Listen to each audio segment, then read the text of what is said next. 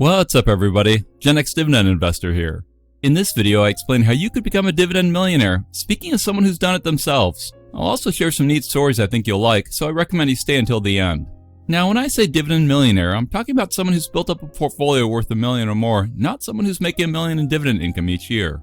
I picked the millionaire level as that's a magical number to attain, even though as time goes on it becomes less impressive because of inflation. Still, even today in the US, the median net worth for someone who's 55 to 64 is $364K, so getting 3 times that amount is an awesome goal. And don't forget that the net worth calculation includes house equity and whatever debt you have and such, so getting to $1 million of worth just in your portfolio is a great accomplishment. An interesting fact is that it's estimated that there are only 62 million millionaires in the world, out of about 7.9 billion people, which means less than 1% of people worldwide. Of course, $1 million in Africa goes a lot further than $1 million in the US, but $1 million is still a lot, especially when you realize that over 50% of the population has a net worth under $10,000, so don't fret too much if your net worth isn't looking too hot. The average age of someone who makes it to becoming a millionaire in the US is 57, and only 4% of self-made millionaires got there in less than 27 years of saving and investing. So give yourself a few decades and I'll bet you'll be close. For example, in my portfolio growth simulator tool in my spreadsheet product, it estimates that if you started from scratch, you would need to invest about $175 a week for 27 years at a 9% annualized return to get to $1 million portfolio. I assumed a 3% starting yield along with 6% dividend growth and 6% annualized share appreciation, and let's pretend you did that in a retirement account so that you could just reinvest all your divvies along the way. And yes, $1 million in 27 years is like $500K today, but it's still a great amount. At that point, you'd be yielding around 30 grand a year in divvies, which is like 15 grand a year today.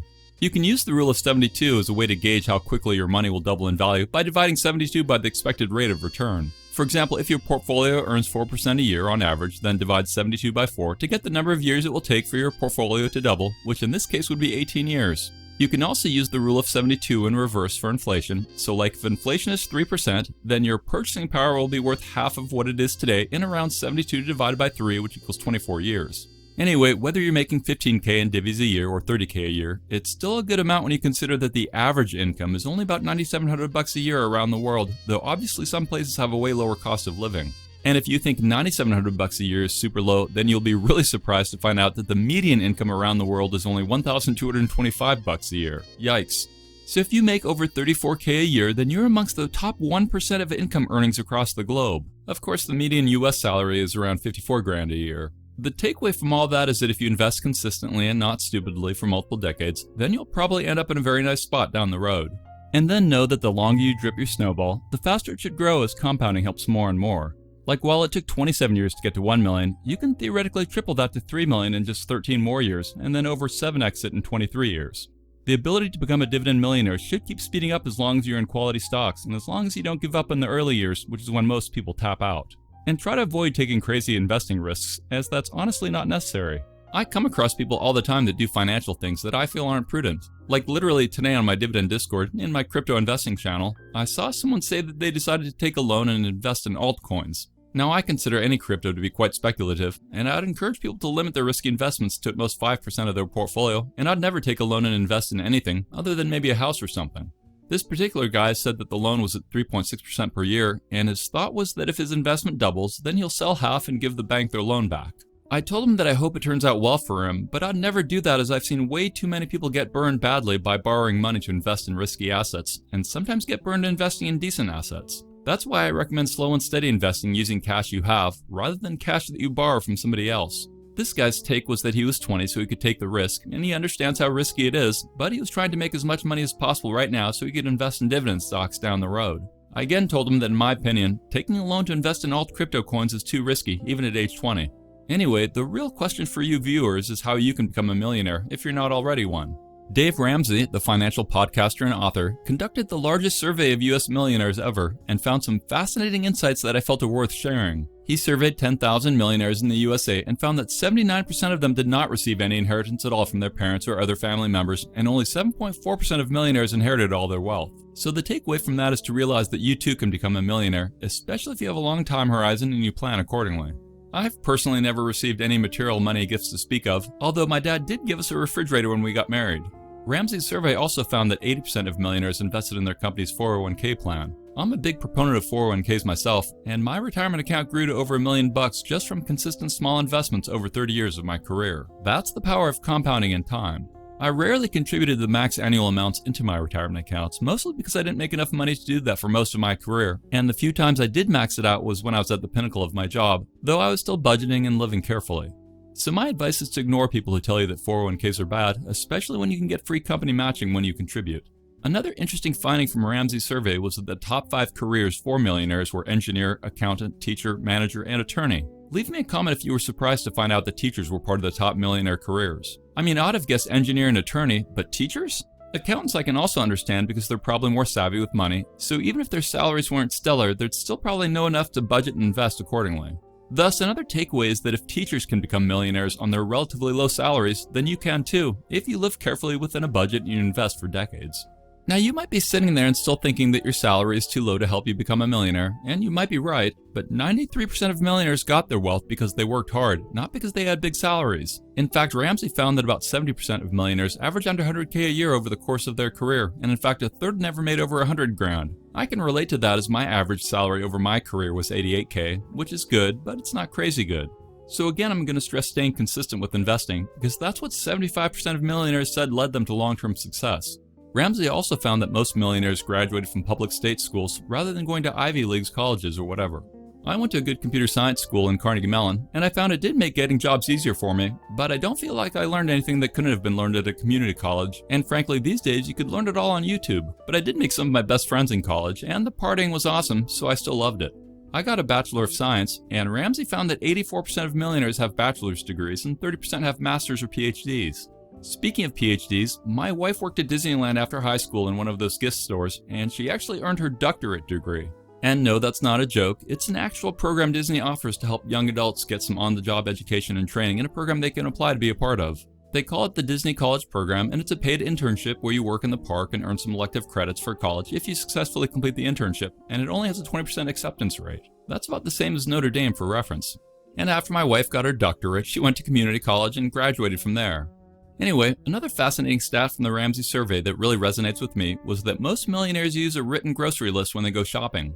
We do that in my family, and in fact we have a pad of paper stuck to our fridge where anyone can write down what groceries they want, not that mom and dad will always buy it. And no, it's not our wedding fridge, as that one got sold as part of a house move we did.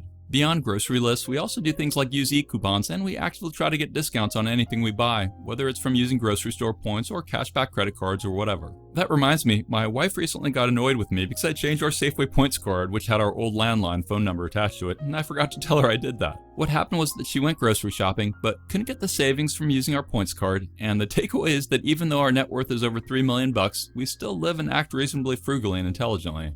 There's a great success story about a guy named John Paul DeGioia who grew up in a foster home and who had to live extremely frugally to get by. At the age of 9, he began selling Christmas cards and newspapers to help support those around him. He ended up going to the Navy for a couple of years and then had a series of jobs including janitor, door-to-door salesman, and eventually worked in the beauty industry. Throughout those years, he often had it tough and he ended up going broke, but it wasn't all bad as he met some fascinating people that he stayed in contact with over the years. One of those people was a stylist named Paul Mitchell, and they partnered up to create and sell hair products. In the beginning, it was really rough, and Paul DeGioia was living on only a couple bucks a day as he sold shampoo door to door. He'd often eat 99-cent dinners at a cheap diner. One of the key things DeGioia did while he was poor and struggling was maintain a positive attitude. He said, "You shouldn't focus on how bad things are because that's yesterday's newspaper. If you do that, you're stuck in the past." Since you can't change yesterday's newspaper, he recommends looking ahead at who to call next and how to make another sale. No matter how many times you're rejected, keep your eye on the target. His partnership with Paul Mitchell started making money, and today the Paul Mitchell brand is one of the most recognized hair care brands in the world. After he started making some good money, DeGioia went back to the restaurant where he used to eat 99-cent meals and tipped all the workers the biggest tips they'd ever had in their lives for helping him out when he needed a helping hand. So he got super successful, but he didn't stop there. When DeGioia's friend came back from a trip to Mexico, he brought with him a bottle of tequila which DeGioia thought was the smoothest he'd ever had, but that got him thinking that he could make it even better. He ended up partnering with a master distiller, and their work eventually led him to creating Patron tequila.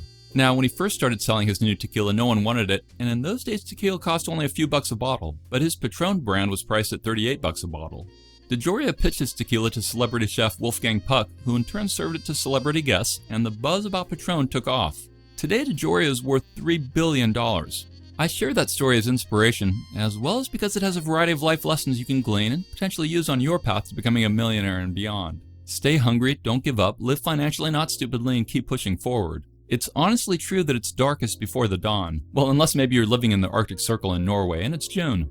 My point is that as you make your way through this challenging life, just keep pushing. And as you go forward, be wary of credit card debt, which is something that Ramsey found that nearly 3/4 of millionaires he studied avoided.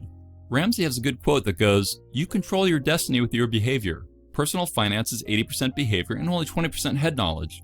So being book smart or IQ smart doesn't mean you get rich. Wealth more likely comes from investing non-stupidly for a long period of time while managing your spending. You have to be able to not freak out when markets crash.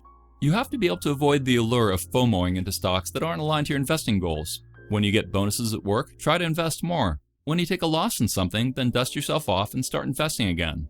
I was someone who got most of my portfolio from slow and steady investments, though sometimes I had a few bigger lump sum cash infusions, like if I sold my house and moved.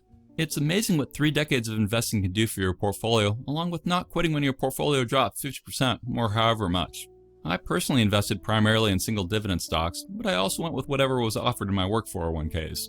A common strategy some people follow is to stick with index funds until retirement and then move into dividend stocks so they can get passive income without needing to sell shares. Going with single stocks tends to have more risks, but it can also yield more income. I always found that investing in quality dividend stocks was much more motivating than non-dividend stocks because watching them buy more of themselves via their drip was awesome. Plus, seeing my dividend income continue to trend up even when markets crashed helped me stay the course. Now, that doesn't mean you can invest in any crappy dividend stock, but if you go for good companies at reasonable prices, then you'll have a decent chance of hitting your goals, assuming they're realistic. And again, you gotta guard against too much risk. Like I recently found out that a couple ETFs that were paying weekly distributions both got delisted, and I'm talking about weekly and TGIF. I had previously mentioned that TGIF held some riskier bonds, along with had a higher expense ratio, and apparently both it and weekly never drew enough investor support, so now they're gone. By gone, I mean that shareholders could have sold their holdings prior to the ETFs being shut down, assuming there were any buyers for them, and then once the funds liquidated their assets, they should have distributed remaining cash prorated to all their shareholders. Those examples of newer ETFs shutting down is why I prefer tickers with longer track records of success along with higher volumes, which is why I tend to focus on blue chip dividend stocks.